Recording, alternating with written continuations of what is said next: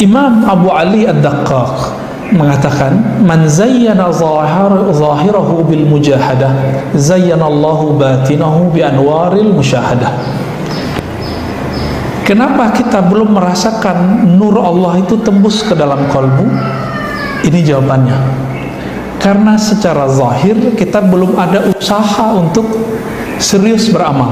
Lalu beliau mengatakan, siapa yang menghiasi zahirnya, zahir dirinya dengan mujahadah, ya, rajin bangun tahajud, rajin ngaji, rajin silaturahim, berprasangka yang baik kepada Allah, kepada makhluk Allah, maka Allah akan beri cahaya dalam kalbunya dengan cahaya musyahadah. Apa arti musyahadah? Musyahadah itu sebutan lain dari ihsan. Apa arti ihsan? Engkau menyembah Allah seakan memandangnya. Nah, seperti Imam Abu Ali Ad-Daqqaq ini bertahun-tahun, Pak. Bahkan Abu Ali Ad-Daqqaq ini sholat isya sama subuh itu 1 kali wudu. Maksudnya betul, nggak batal wudunya. Orang sholat subuh pakai wudu isya, itu artinya apa? Beliau nggak tidur. Apakah ini berlebihan? Enggak. Dulu Sayyidina Umar radhiyallahu ta'ala anhu, ketika beliau merasa beliau nggak dosa, cuma merasa su'ul adab. Apa arti su'ul adab? Merasa dirinya melanggar adab kepada Nabi sallallahu alaihi wasallam. Di tahun ke-6 umat Islam gagal masuk ke Mekah. Bagi Sayyidina Umar, kalau kita benar mesti menang.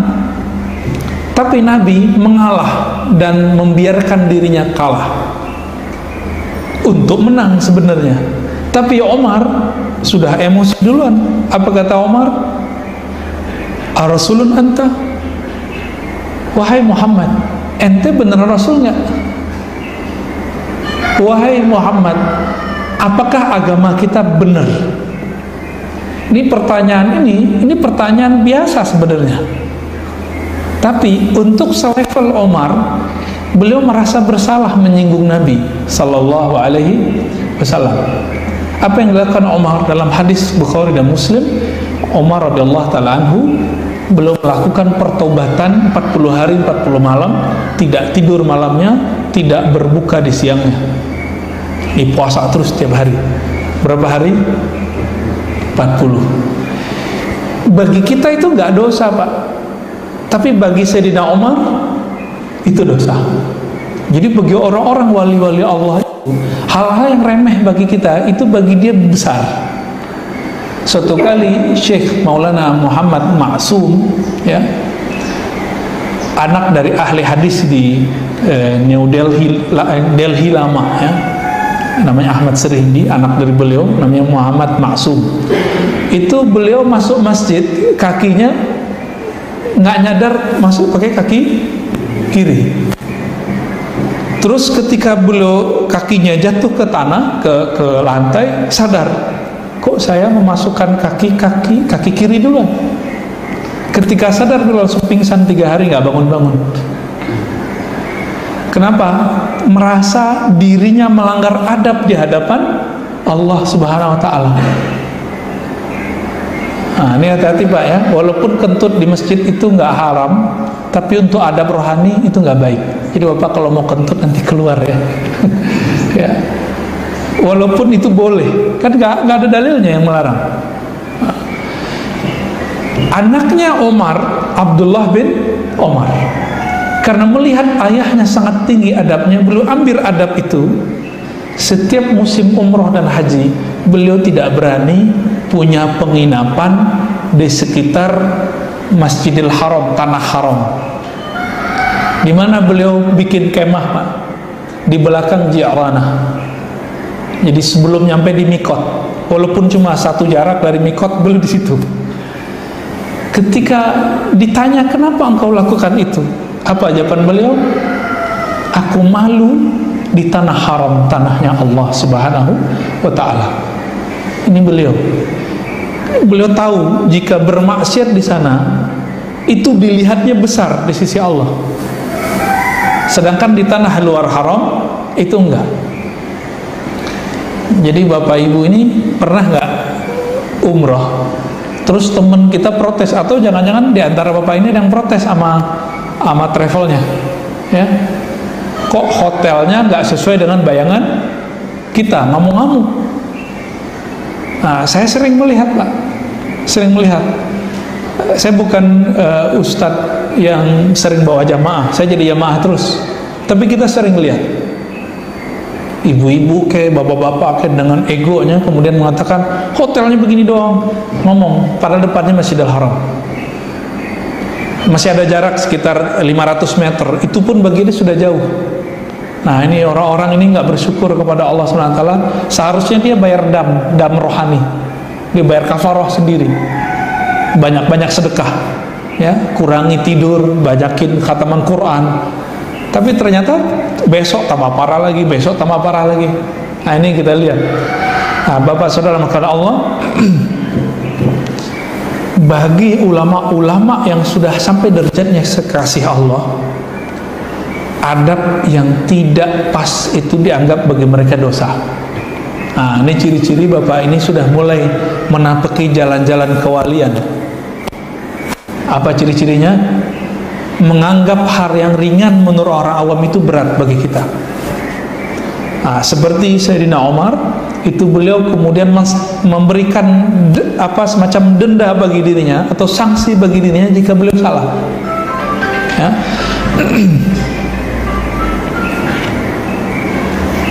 Nah, ada seorang imam namanya Al-Hasan Al-Qazzaz. Apa kata beliau?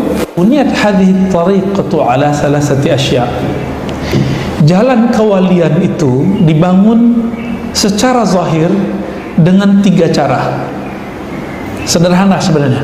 Pertama, alla ta'kula illa indal faqah. Engkau tidak makan kecuali ketika lapar. Kenapa? Dalilnya dalam hadis yang hasan riwayat Imam Ibnu Majah. Apa kata beliau?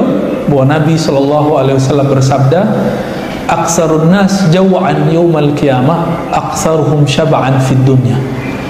Orang yang paling lama laparnya nanti di akhirat itu orang yang paling banyak kenyangnya waktu di dunia. Maka Bapak Ibu yang suka makan enak, udah makan enak tapi sisain ya 3 hari selama setiap bulan puasa, mau nggak? Biar nggak disebut orang yang paling banyak lapar di akhirat. Naikin Senin, Kamis. Kita niat ya, insya Allah semoga bisa mengamalkan itu. Amin ya rabbal alamin. Ya. Ada imam-imam tertentu mengikuti kualitas rohaninya Aisyah, yang mana Nabi melarang perbuatan itu, amal itu kepada beberapa sahabat, tapi dibolehkan untuk istri-istrinya dan sahabat-sahabat tertentu. Apa itu? Puasa setiap hari. Itu amalannya Aisyah. Tapi Nabi larang untuk sahabat tertentu. Jadi Nabi itu ternyata memberikan amalan, itu ada kurikulum-kurikulumnya. A, dibolehkan ini, dilarang ini. Bapak masih ingat Abdullah bin Amr bin Al-As itu dilarang menghatamkan Quran kurang dari 3 hari. Tapi Utsman dari pagi sampai sore bisa 4 kali khatam, Pak. Berarti beda sahabat, beda tugas. Kita kebayang nggak, Pak? Dari pagi sampai sore 4 kali khatam. Udah kebayang belum? Saya belum kebayang. Tapi kalau 2 kali khatam saya udah pernah lihat ada orang melakukannya. Ada. Kalau 1 kali khatam udah terlalu banyak di Jawa. Pesantren-pesantren di Kudus, di Krapia, ya, Penandaran, pada mana namanya, yang daerah Jogja itu. Itu anak-anak kecil biasa, Wonosobo. Kita kan kaget ngelihat di TV ada anak kecil hafiz. Kalau di sana tuh biasa, Pak. Anak-anak SD itu udah hafiz Quran 30 juz, bukan juz amma. Anak kita cuma hafal juz amma, kita kayaknya udah seneng, udah bukan main. Bapak kalau mau anaknya hafiz Quran, taruh ke sana. Ya, di sini banyak rumah-rumah tahfiz, tapi ya begitu-gitu aja, nggak ada yang serius, ya. Paling-paling SD itu cuma juz amma aja, atau paling cuma 5 juz. Di sana itu kondisinya memang membuat anak-anak itu jadi ahlul Quran. Mungkin ini salah satu rahasia kenapa Pulau Jawa ini kata orang banyak korupsinya, banyak maksiatnya, tapi juga banyak walinya, Pak. Ya, banyak kekasih-kekasih Allah di tanah Jawa. Mereka hafiz Quran mulai dari anak kecil sampai yang tua-tuanya, ya. Lalu yang kedua, ya, pilar dari jalan kewalian itu adalah secara zahir, ya, wala tanam illa 'indal ghalabah. Nah, ini berat nih bagi bapak ibu ini. Tidak tidur kecuali ketika sangat berat. Nah, saya lagi belajar itu, Pak. Malam ini baru tidur 1 jam kita, ya. Alhamdulillah gak ada kerasa berat, ya. Sebelum saya datang ke sini, saya tidur dulu sekitar 1 jaman kurang lah, ya, karena bangun-bangun, ya. Apakah ada perasaan gak nyaman di badan? Awal-awal ya kayak dunia ini kebalik, tapi lama-lama jadi biasa. Para sahabat Nabi ternyata ada mereka yang cuma tidur sejam sehari, ada yang 3 jam sehari. Tapi jangan langsung dicobain ntar, Pak, ya. Nanti tiba-tiba darah tinggi, ya. Bapak kalau kurang tidur, cek darahnya nanti dianggap darah tinggi sama dokter. Ini ada tahapannya, bertahap.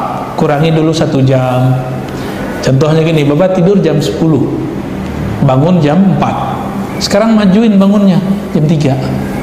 Alarmnya dipasang berlapis-lapis biar bangun, Pak. Awal-awalnya ngantuk, nanti berangkat kerja ngantuk, tapi lama-lama kita akan merasakan nikmat. Oh, nikmat, ya. Maksudnya apa? Ternyata nikmat di tubuh ini ada yang lebih dalam. Tubuh kita senangnya makan banyak, istirahat lama. Tapi roh kita maunya makan sedikit, tidurnya sedikit. Setiap kali Bapak ini mengurangi porsi makan, mengurangi porsi tidur, rohnya itu kayak girang.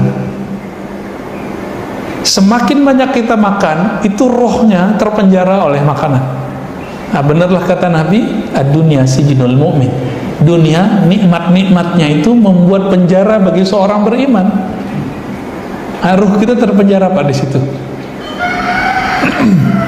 Dan yang ketiga, wala tatakallam illa 'inda ad-darurah. Tidak berbicara kecuali penting. Maka nanti dilihat apa ciri-ciri berbicara penting. Idza a'jabakal kalam faskut. Jika kamu merasa kalammu menarik, diamlah. Jika kamu merasa, ya, kalau kita terjemahin tadi, ya, idza a'jabakal kalam, jika kalammu merasa menarik, diam. Sebaliknya, jika merasa diam itu menarik, kita merasa kayak diri kita hebat kalau kita diam. Bapak harus mulai nyapa orang. Ini coba cek, ada 2 orang ketemu, tapi tetanggaan baru ketemu, itu saling nunggu itu, Pak, saling nunggu disapa, benar nggak? Ya, pengen duluan disapa.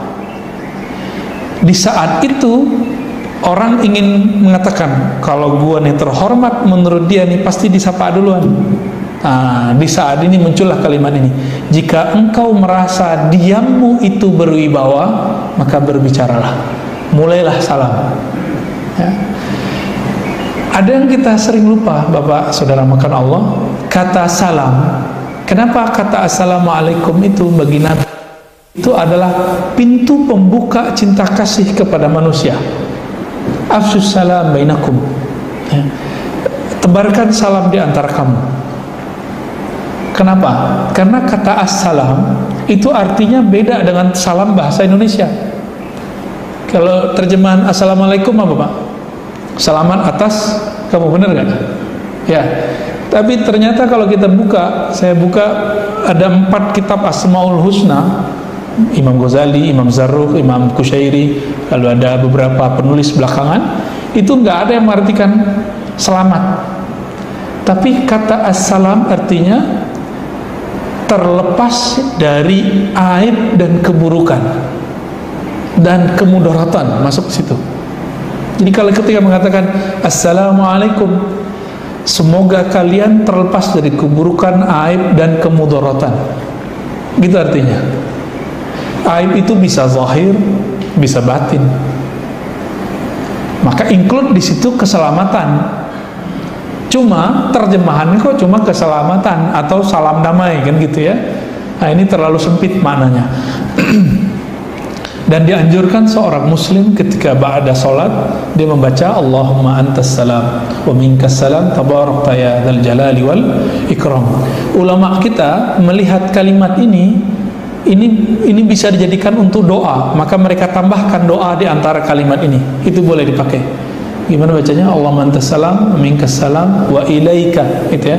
Ya salam fahayyina, hidupkan kami dalam keselamatan, masukkan kami ke negeri surga yang penuh assalam, kedamaian.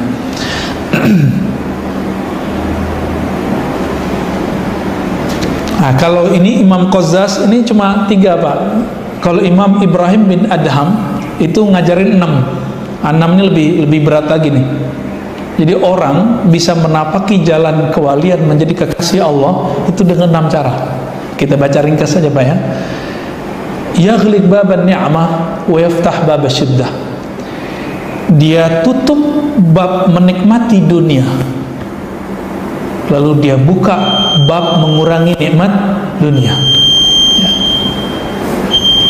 Habis sholat subuh pengennya tidur, pengennya badan Pak. Tapi kalau Bapak ini sudah merasakan nikmatnya, manisnya ilmu, maka melek itu lebih nikmat, benar nggak? Nah, saya punya majelis berguru kepada seorang syekh, itu ngajinya jam 12 sampai jam 3 Pak, malam. Jadi orang baru udah tidur semua, kita baru mulai ngaji. Awalnya beratnya bukan main, tapi lama-lama karena yang dikaji itu tentang Sang Maha Kekasih, yaitu Allah Subhanahu Wa Taala, lalu Nabiuna Muhammad Sallallahu Alaihi Wasallam, itu hilang ngantuk. Kok bisa begitu? Ternyata ngantuk itu hilang di saat orang dia lelah, capek. Tapi pernahkah kekasih lelah mencari kekasihnya? Saya yakin tidak ada ya. Bapak kalau waktu masih muda dulu ya, 5 jam aja sama kekasih itu ngerasanya bentar doang, gak ada lelahnya. Maka pengantin-pengantin baru itu udah sebulan rasanya bagi dia baru sehari itu ya, bulan madu itu. Kecuali bulan berarti tengkar Pak ya, sehari itu rasanya sebulan. Nauzubillah min dzalik. Yang kedua, yaghliq babal izz. Dia tutup pintu merasa mulia. Ah, ini saya melihat nih orang-orang di pesantren sama jemaah tabligh Pak. Walaupun saya nggak ikut jemaah tabligh sekarang ya, tapi mereka itu kalau yang benar ya, kalau yang nggak benar ketemu juga saya ya. Kalau yang benar itu kan jemaah tabligh nggak ada ceramain ustadz, nggak ada. Tapi kalau nggak benar ketemu ustadz diceramain sama mereka. Ini kejadian guru kita ahli hadis Imam Besar Istiqlal Syekh Ali Mustafa Yaqub yang lama almarhum, didatangin oleh anak-anak tabligh ini, jurusannya umum, terus ceramain kiai. Ayo Pak Kiai khuruj. Khuruj artinya apa? Keluar kita nginep, berjuang berdakwah di luar, di masjid-masjid nginep. Ya beliau senyum aja, saya mah khurus tiap hari nak gitu. Tuh pesantren kamu lihat, saya ngajar tiap hari, mimpin sholat tiap hari, mimpin umat tiap hari. Nah ini lupa nih anak nih. Tapi terlepas dari itu, kalau mereka ngikutin Pak kaidah-kaidah dari imamnya ahli hadis yang ada di India sana, kalau ada tamu, nah itu mereka sambut. Ada namanya istiqbal, cara nyambut orang yang nyambut tamu. Nanti dihidangkan makan, ya segala macam lah. Itu betul-betul dihormati. Kita itu kan pengen dihormati, tapi mereka menekan rasa itu, lalu mereka menghormati orang. Nah, Bapak nanti, semoga nanti kalau pandeminya sudah mulai normalnya sudah mulai betul-betul normal, nanti kalau perlu ada misalnya piket makan pagi atau sarapan pagi, belajar Pak, mau nekan merasa mulia. Atau misalnya di sini ada kerja bakti, ya, kita angkat barang yang menurut kita itu yang ngangkat orang-orang tukang gitu, orang-orang yang menurut kita kerjanya keras, kita selama ini ngebosi, kita kerjain itu. Atau sederhana, nanti kalau pulang ke rumah, Bapak kalau masih punya anak kecil, jangan ego untuk mandiin anaknya, sesekali nyuci piring walaupun sudah ada pembantu misalnya. Atau membantu hal yang remeh-remeh di rumah. Nah, itu sudah mulai tuh, yaghliq babal izz wa yaftah babal dhul, ya, lalu membuka pintu merasa hina di hadapan Allah dan makhluk Allah Subhanahu wa taala. Kenapa begini? Karena selama orang merasa dirinya berhak dihormati, selama itu dia tidak bisa merasakan kehadiran izzahnya Allah dalam dirinya. Hati-hati Pak, ya. Yang ketiga, yaghliq babar rahah, menutup pintu rahah. Rahah ini rehat, tadi yang kita bicarakan, banyak tidur, banyak nonton, banyak santai. Lalu mulai apa? Yaftah babat ta'ab, memulai bab ta'ab, capek. Puasa itu capek nggak Pak? Capek. Tahajud 12 rakaat atau 11 rakaat capek nggak? Capek. Duha capek juga Pak. Itu melelahkan semua secara fisik. Tapi di saat orang sujud itu rohnya itu bergembira, itu merasa merdeka. Semakin orang sering sujud, itu pikirannya itu terbuka Pak. Yaghlib baban naum wa yaftah babas sahar. Dipertegas, mengurangi bab tidur, kemudian menambah bab bangun. Nah, kami kalau itikaf itu emang kalaupun tidur, tidurnya nyander di tiang gitu Pak biasanya. Berat-berat baru nanti kita agak tidur, itu pun kaki dilipat. Seperti Imam Junaid. Imam Junaid puluhan tahun tidak pernah kakinya diselonjorin. Tapi kita gak usah lakukan itu ya. Itu cukup ulama terdahulu aja. Nabi nggak ngajarin gitu juga. Tapi itu cara mereka supaya tidak tidur nyenyak. Kakinya dilipat ketika tidur, dilipat kiri atau kanan ya. Kenapa Nabi suka tidur miring? Karena orang tidur miring itu biasanya lebih sensitif mendengarkan suara koko ayam tadi itu ya. Kan jam 2:30 udah mulai Pak koko ayam, jam 2 lah. Kenapa mulai? Karena jam 2-an itu adalah awal dari sepertiga malam terakhir. Jadi Bapak kalau mau beriadah, berlatih di setiap malam, pilih itu dari jam 2, 3, nah itu pilih, silakan diambil jam itu. Hatta walau rubu' sa'ah, walaupun cuma 15 menit, walaupun cuma 5 menit bahkan, ambil Pak sebagian aja ya. Bahasa kasarnya begini. Setiap malam itu dalam hadis Imam Bukhari disebutkan yanzilu Rabbuna, Allah turun. Nah ini gak usah diartikan Allah turun secara fisik, karena Allah bukan fisik, hanya Allah yang tahu maknanya. Tapi ini maknanya adalah Allah mengetuk hatimu, mengetuk rumahmu setiap sepertiga malam terakhir. Allah mengatakan, adakah yang bangun untuk sholat? Adakah yang bangun untuk taubat? Adakah yang berdoa? Itu undangan. Jadi hadis qudsi ini hadis undangan untuk bangun setiap sepertiga malam terakhir. Bapak ini ngundang temen, diundang hari pertama nggak datang, besok diundang lagi nggak datang, ketiga nggak datang, keempat masih ngundang nggak? Nggak mau ya? Sama. Kira-kira Allah begitu. Allah lebih mulia dari itu. Kalau malam pertama nggak bangun, malam kedua nggak bangun, malam ketiga nggak bangun, dia malam keempat Allah biarin aja Pak. Jadi roh kita itu Allah kembalikan saat-saat itu, sesaat saja. Kemudian kita mau nggak menutup pintu tidur ini, walaupun cuma 15 menit. Ini saya mau tanya Pak, coba lihat kalau ada orang yang divonis oleh dokter sakit jantung, terus dokter bilang, kamu latihan ya, lari cepat setiap hari setengah jam, dia jalanin nggak Pak? Dijalanin, kenapa? Pengen sehat jantung. Yang ngomong dokter fisik, ini sekarang ngomong dokter kolbu Pak. Bapak mau sehat nggak kolbunya? Coba setengah jam atau 15 menit setiap malam itu menyebut nama Allah. Ya Rahman ya Rahim aja cukup. Ya Rahman ya Rahim, ya Rahman ya Rahim. Kalau Bapak ragu udah baca Bismillahirrahmanirrahim aja sebanyak-banyaknya. Ragu udah baca La ilaha illallah afdalu dzikri la ilaha illallah. Zikir paling afdal, paling tinggi itu La ilaha illallah. Udah itu ambil. Ambil ini zikir dipakai. Walaupun ketiduran amalin aja. Jadi ternyata tertidur dalam zikir itu anugerah. Tapi tertidur tidak mau zikir, ini musibah. nggak Pak ketiduran lagi zikir?